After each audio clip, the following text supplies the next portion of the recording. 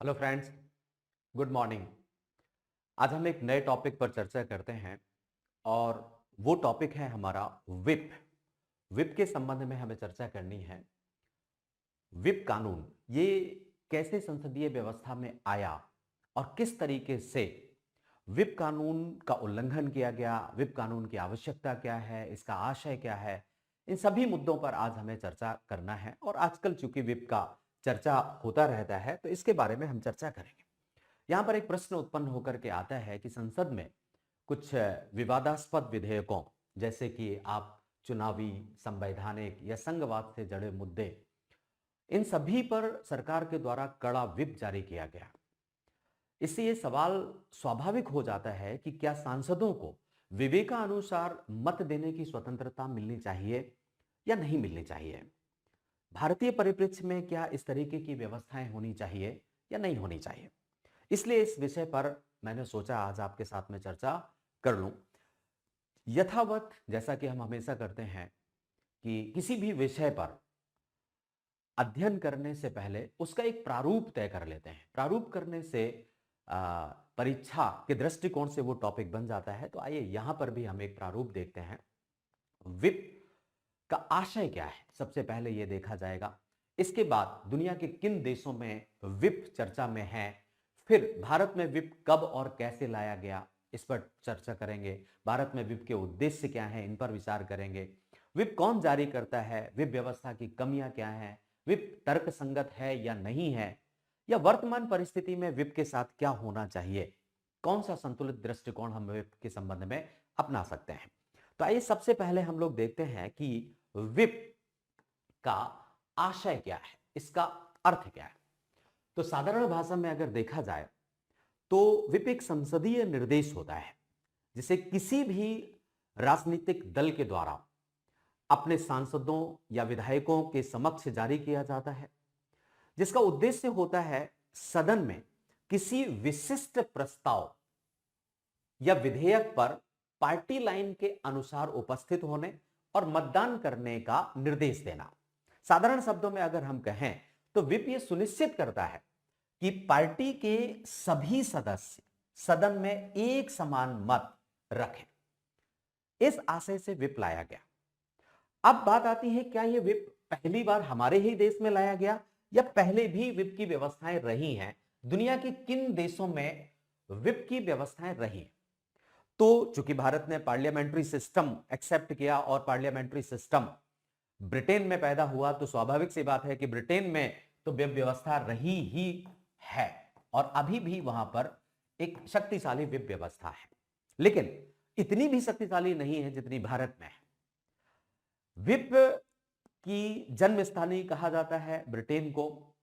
सबसे संगठित और औपचारिक विप व्यवस्था है वहां पर। 3 प्रकार के विप व्यवस्थाएं वहां पर होती हैं, 1 line whip, 2 line whip, 3 line whip, जैसा कि हमारे देश में होता है।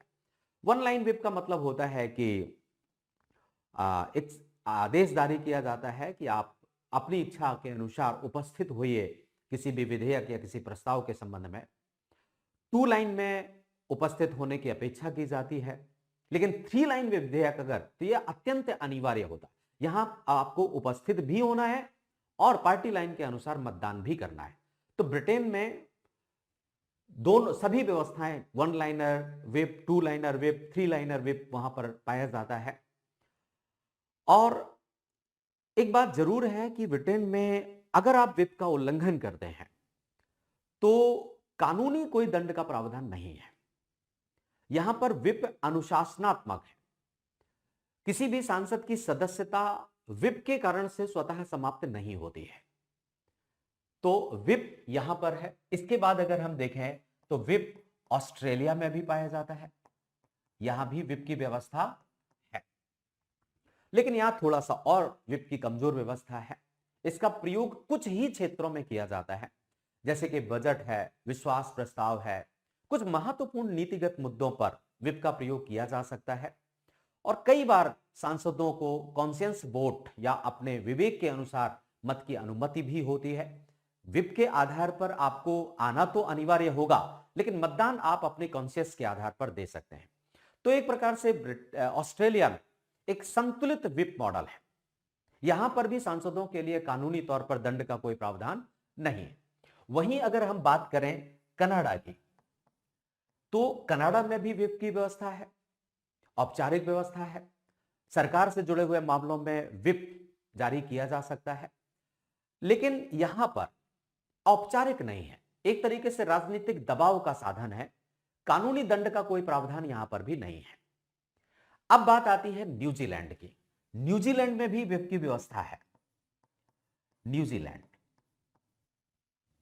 और यहां आप देखिए कि अनेक प्रकार के सामाजिक और नैतिक मुद्दों पर व्हिप जारी किया जाता है।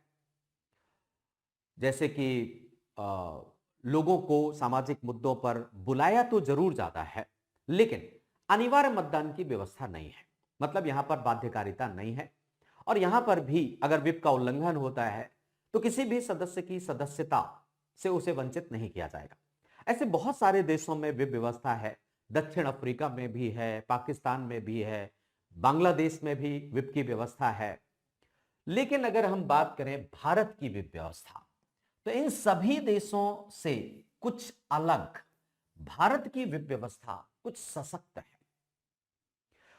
वैसे तो आरंभ से ही हमारे यहां पर औपचारिक तौर पर व्हिप व्यवस्था विद्यमान थी, लेकिन 1985 में 10वीं अनुसूची के बाद से यह कानूनी रूप से बाध्यकर हो गई। और अगर व्हिप के अनुकूल कोई भी सदस्य आचरण नहीं करता है तो उसके लिए दंड का प्रावधान है और उसकी सदस्यता से उसे वंचित किया जा सकता है। तो भारत में देखा जाए तो इन सभी देशों में सशक्त व्हिप व्यवस्था है। बाकी फ्रांस और अमेरिका जैसे देशों में व्हिप व्यवस्था नहीं है। तो आइए अब हम भारत के बारे में चर्चा करें कि भारत की स्थिति क्या है। भारत में व्हिप कब और कैसे लाया गया? तो जैसा कि मैंने आपको बताया कि औपचारिक तौर पर व्हिप की व्यवस्था ब्रिटेन में आरंभ हुई थी, ब्रिटिश की संसदीय व्यवस्था में थी। और भारत में भी 1950 के बाद जब संसदीय परंपरा हमारे यहां पर लागू हुई तो आरंभ से ही व्हिप की व्यवस्था यहां पर हुआ करती थी। हालांकि आरंभ में इसका कोई भी संवैधानिक या विधिक आधार नहीं था, बल्कि एक संसदीय परंपरा के आधार पर व्हिप व्यवस्था को लागू किया गया।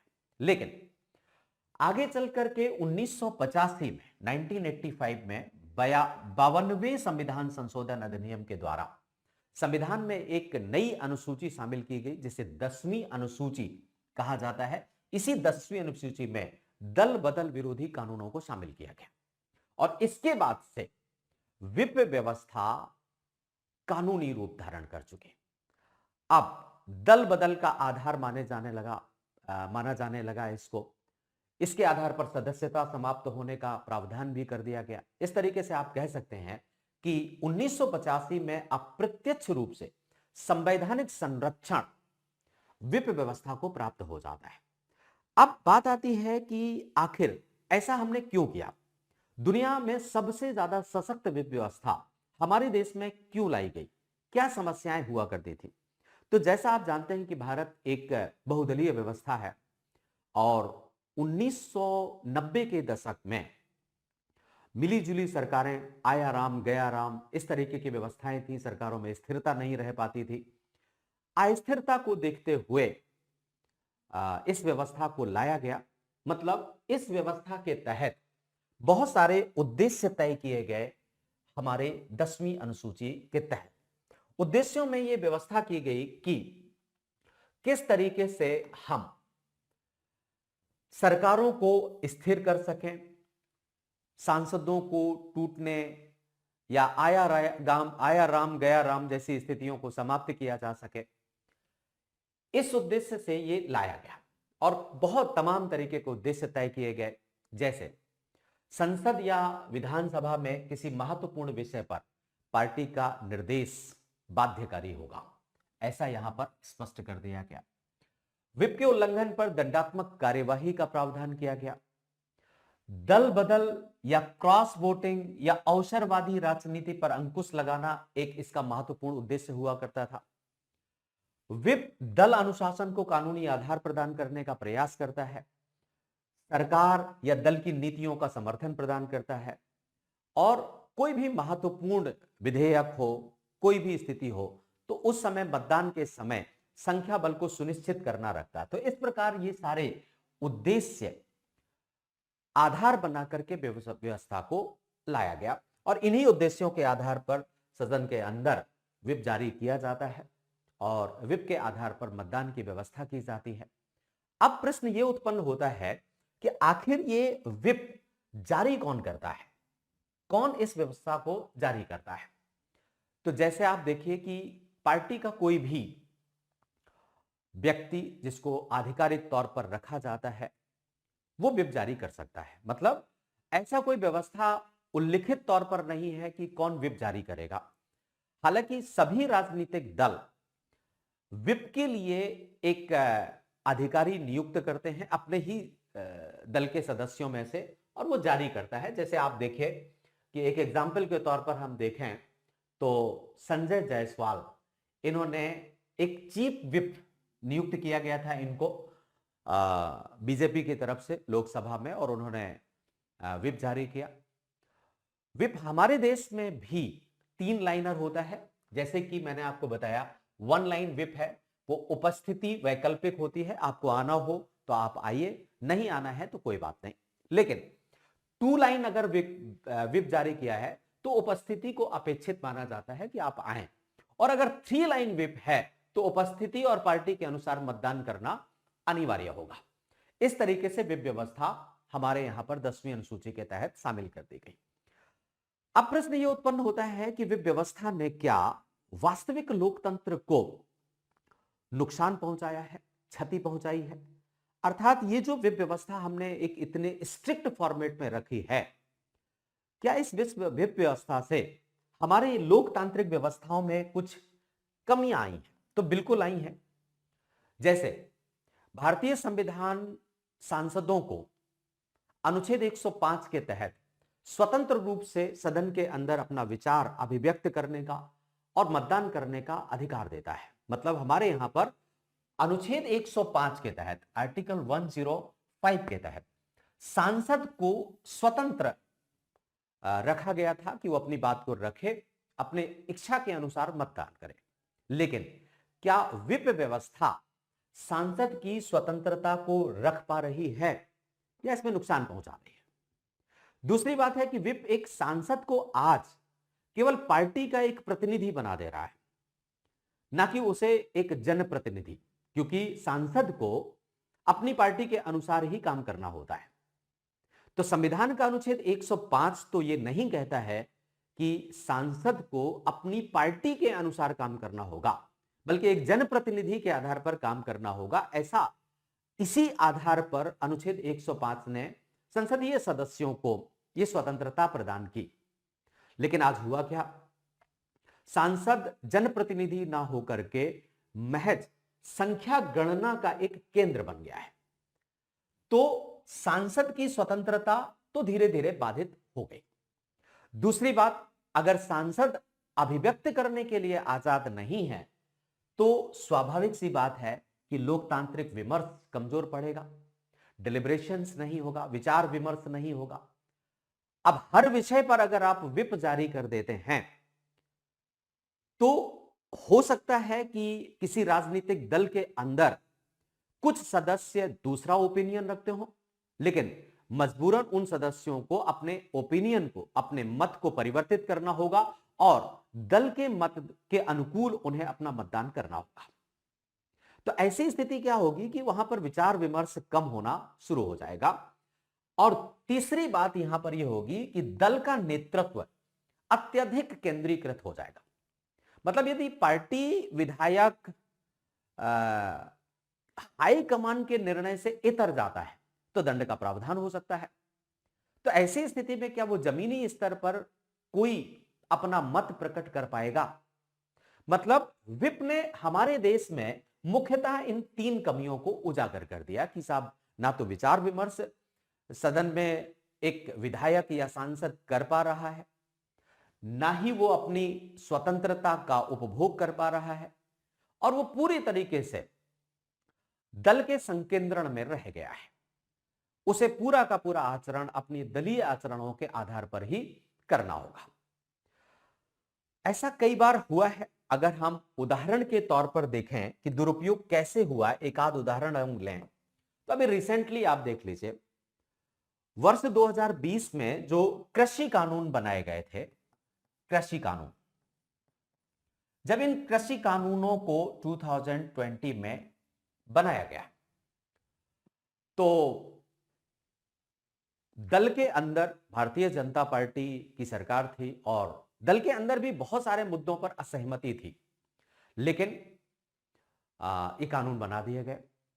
इन कानूनों पर देशव्यापी असहमति थी। सत्तारूढ़ दल के अंदर भी कुछ सांसद निजी तौर पर इन कानूनों को नहीं बनाना चाहते थे, लेकिन कठोर व्हिप जारी किया गया और उस व्हिप का परिणाम यह हुआ कि आंतरिक असहमति के बावजूद भी वो विधेयक पारित हो गए। लेकिन संसद से बाहर किसानों का आक्रोश प्रकट हुआ और फाइनली उन विधेयकों को वापस लेना पड़ा। तो ऐसे उदाहरण एक नहीं है, हमारे यहां पर बहुत सारे उदाहरण ऐसे पड़े हुए हैं। तो अब आप देखिए कि इन कमियों का अगर प्रावधान है तो प्रश्न उत्पन्न होता है कि क्या व्हिप व्यवस्था को भारत से समाप्त कर देना चाहिए? क्या व्हिप व्यवस्था आज की परिस्थिति में अप्रासंगिक हो गई है? तो ऐसा कहना भी तर्कसंगत नहीं है, क्योंकि आज भी भारत में व्हिप व्यवस्था की आवश्यकता है। तो क्यों आवश्यकता है? आज के परिप्रेक्ष्य में व्हिप व्यवस्था की प्रासंगिकता क्या है, इसको देखा जाए कई कारणों से। पहला हम कारण चर्चा करते हैं राजनीतिक स्थिरता को सुनिश्चित करने के लिए। आज भी भारत में बहुदलीय व्यवस्था है और मिलीजुली सरकारें आती हैं। भारत में आज भी गठबंधन की राजनीति है। अनेक प्रांतों में अल्पमत सरकार बनती हैं और ऐसी स्थिति में अगर व्हिप व्यवस्था ना हो तो क्या सरकारें स्थिर रह पाएंगी? आज भी वो समय दोबारा आ जाएगा जो 1990 के दशक से पूर्व हुआ करता था। तो एक प्रकार से व्हिप व्यवस्था सरकारों को स्थायी बनाए रखने में महत्वपूर्ण भूमिका निभाती है। अब एक मजेदार बात यह है कि आज के परिप्रेक्ष्य में ज्यादातर जो भी मतदाता अपना मतदान करता है वो अधिकतर यह होता है कि वो व्यक्तिगत तौर पर नहीं करता, बल्कि वो दलीय आधार पर अपना मतदान करता है, क्योंकि दल मजबूत हो रहे हैं और उनकी अपनी विचारधाराएं हैं, उनका अपना ओपिनियन है, उनके अपने लक्ष्य हैं। तो ऐसी स्थिति में मतदाता किसी उम्मीदवार को आज मतदान नहीं कर रहा है, बल्कि उसके दल के घोषणा पत्र को ध्यान में रख करके वो वोट करता है। और यदि सांसद पार्टी लाइन के विरुद्ध वोट करता है तो यह जनादेश के साथ विश्वासघात माना जाएगा। मतलब दोनों बातें हो गई। एक तो जनप्रतिनिधि अगर अपनी बिना पर या अपनी स्थिति पर चुनाव लड़ करके आया है बिना किसी दल के साथ सहयोग करके, तब तो उसके ऊपर व्हिप लागू होता भी नहीं है। लेकिन अगर वो किसी दल के साथ आता है तो लोगों ने मतदान दल को दिया है, ना कि उस व्यक्ति को दिया है। तो उस जनप्रतिनिधि को दल के साथ रहना चाहिए, तभी यह माना जाएगा कि जनप्रतिनिधित्व हो रहा है। तीसरी जो हमारे देश में एक बड़ी समस्या है कि अगर व्हिप नहीं होगा तो धन बल दबाव की राजनीति, इस पर नियंत्रण कर पाना बड़ा मुश्किल हो जाएगा। व्हिप उल्लंघन अक्सर पार्टी लाइन से हटकर मतदाता जब विधायक या सांसद कोई मतदान करते हैं तो उसमें लोभ, धन का, पद का या किसी दबाव के कारण से वो मतदान करता है। तो ऐसी स्थिति में खरीद फरोख्त की स्थितियां बहुत ज्यादा बढ़ सकती हैं और पूरे देश के अंदर एक अपारदर्शी राजनीति का प्रचलन बढ़ जाएगा, जो देश की लोकतांत्रिक व्यवस्था के लिए अच्छा नहीं होगा। ऐसी स्थिति में व्हिप का बने रहना उचित है। एक और मजेदार बात है कि व्हिप क्रॉस वोटिंग और खरीद फरोख्त पर नियंत्रण लगाता है, विशेषकर विश्वास प्रस्ताव जैसे अवसरों पर। तो इसका मतलब यह हुआ कि आज भी परिस्थितियां इतनी अच्छी नहीं हुई हैं हमारे देश में लोकतंत्र की कि व्हिप व्यवस्था को समाप्त कर दिया जाए। इन कारणों से व्हिप व्यवस्था को बनाए रखना अनिवार्य है। तो अब प्रश्न उत्पन्न होता है कि जिस रूप में, जिस सशक्त रूप में 10वीं अनुसूची के अंतर्गत विप व्यवस्था है, क्या उसी रूप में बनाए रखना चाहिए या उसमें कुछ परिवर्तन करने की आवश्यकता है? तो यहां पर हम एक प्रश्न पर और चर्चा कर लेते हैं कि विप व्यवस्था के प्रति एक संतुलित दृष्टिकोण अपनाने की आवश्यकता है। आज के परिप्रेक्ष्य में यह तो कह सकते हैं कि विप की प्रासंगिकता घटी तो नहीं है, लेकिन विप विकृत जरूर हुआ है। तो कुल मिलाकर के जो जिस मात्रा में विप विकृत हुआ है, कमजोर पड़ा है या विप का दुरुपयोग किया गया है, उस दुरुपयोग को रोकने की आवश्यकता है। आज अगर हम देखें तो विप ने अपनी मूल प्रासंगिकता बनाए हुए है, लेकिन उसका अत्यधिक और सर्वव्यापी प्रयोग उचित नहीं है। हर जगह विप का प्रयोग नहीं होना चाहिए। मतलब हमें एक ऐसी व्यवस्था करनी चाहिए कि विप को केवल कुछ विषयों तक सीमित रखना चाहिए।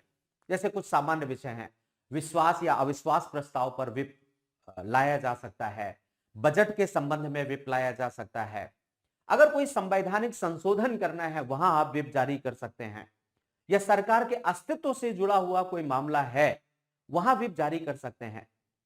विप तभी वास्तविक रूप से प्रासंगिक हो सकता है जब इसे केवल महत्वपूर्ण विषयों तक सीमित कर दिया जाए। अब हर जगह, हर कानून में अगर आप विप व्यवस्था लागू करेंगे तो यह उचित नहीं है। एक और बात करने की आवश्यकता है कि विप में जो हमारे देश में कानूनी दंड का प्रावधान है, ऐसे दंड को पारदर्शी और न्याय संगत बनाने की आवश्यकता है। तभी विप का सही प्रयोग हो सकेगा और विप लोकतांत्रिक व्यवस्थाओं के अनुकूल हो सकेगा। तो विप का प्रयोग सीमित होना चाहिए, हर विषय पर विप का प्रयोग नहीं होना चाहिए, और विप के आधार पर जो दंड का प्रावधान किया गया है उसको भी पारदर्शी और न्याय संगत बनाने की आवश्यकता है। अगर हम विप में ये परिवर्तन कर लेते हैं तो आज के परिप्रेक्ष्य में भी विप हमारी आवश्यकता है। मतलब हम ये कह सकते हैं कि विप एक और जहां राजनीतिक स्थिरता और अनुशासन का माध्यम बन सकता है, वहीं दूसरी ओर ये अगर सशक्त तौर पर लागू होता है तो संसदीय स्वतंत्रता और लोकतांत्रिक विमर्श को नष्ट भी कर देता है। ऐसी स्थिति में दोनों बातों का संतुलित दृष्टिकोण रखना चाहिए कि राजनीतिक स्थिरता भी बनी रहे और सदन के अंदर अनुशासन भी बना रहे, सदन के अंदर सांसदों की स्वतंत्रता भी बनी रहे, ताकि लोकतांत्रिक विचार विमर्श को रखा जा सके। और चूंकि भारत विविधताओं का देश है, सांसदों की अगर स्वतंत्रता को नहीं रखा जाएगा तो कानून क्या राष्ट्रीय हितों पर बन पाएंगे। तो इस तरीके से हमें विप के बारे में पुनः एक समीक्षा करने की आवश्यकता है।